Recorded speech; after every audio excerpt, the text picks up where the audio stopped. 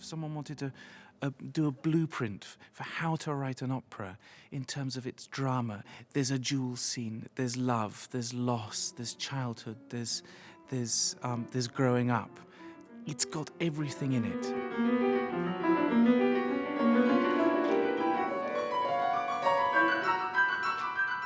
I'm playing Onegin, Eugene Onegin, and he's lived the life of Riley in St Petersburg.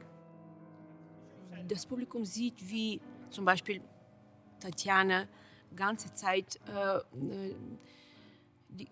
Zeit mit den Büchern spielt. Das ist ihre Welt.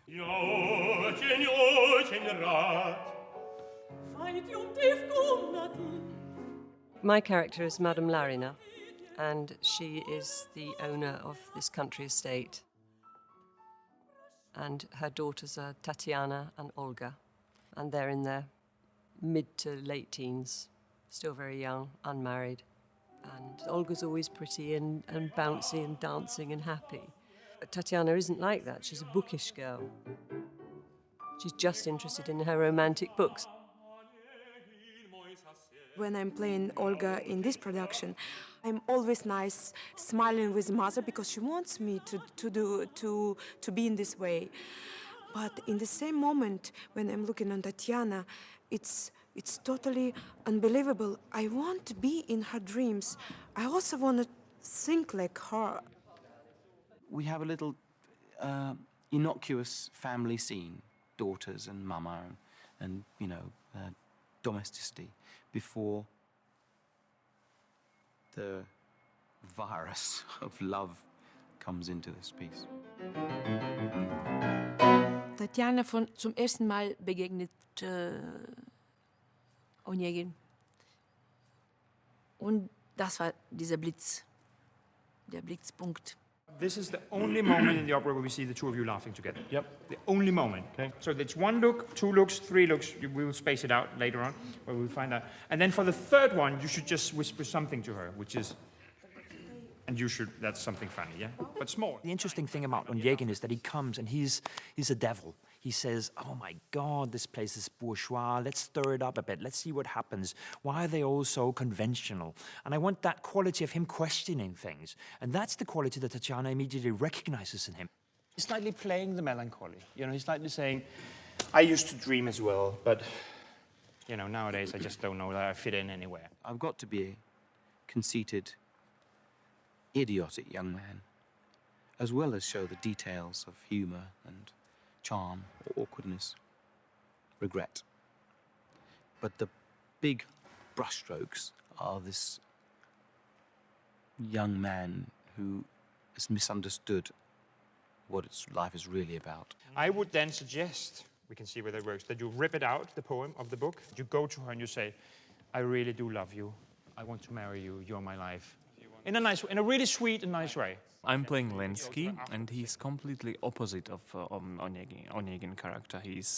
He's young poet, dreamer, sensitive, in love with Olga.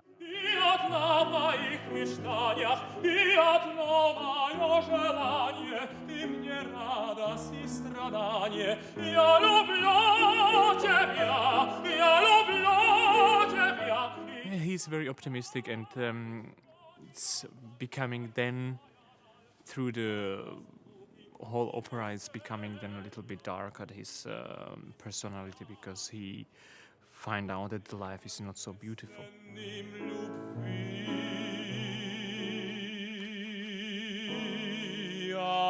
Thank you. Good. Tchaikovsky himself didn't want it to be performed by the Bolshoi with all the grand splendor of opera. He said he wanted it to be 7 lyrical scenes, and he gave it to the conservatory in Moscow because he was aware that it was a fragile little thing, a little jewel he had created. We've tried to grasp that sense of melancholy, and in a way, just like Pushkin and Tchaikovsky does, we've tried to capture that sense and that emotion by working with the whole thing as a big flashback. Simon, take your time. The whole piece starts at the end of the story, really. We then take the story back in time as a sort of memory of the youth and the childhood of these two main characters. And that when you look back at moments in your life, they maybe have a kind of heightened quality about them. And that's where colour came into it quite a lot. The things that were important were things that made you feel something. And so Tatyana became quite a passionate red colour, and Onegin this vibrant blue, and the chorus kind of keeping them quite dark, like a kind of mass of sort of form rather than too much detail or fussiness in it.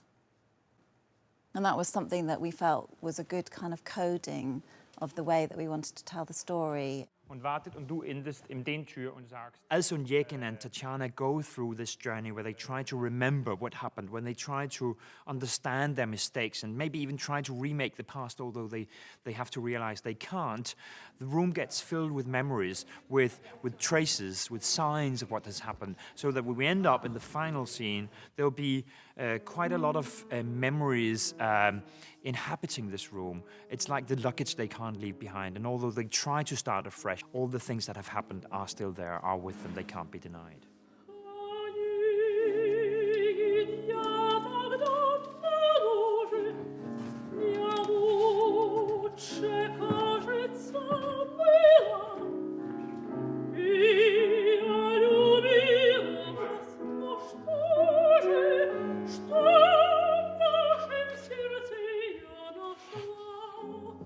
We play it in a massive opera house. Tchaikovsky never wanted it in an opera house. He wanted these small scenes that were etched, almost sort of wood carvings, intimate. And it's how we find that intimacy in the musical language in a steamship. And the wonderful thing, it's possible. It's really possible.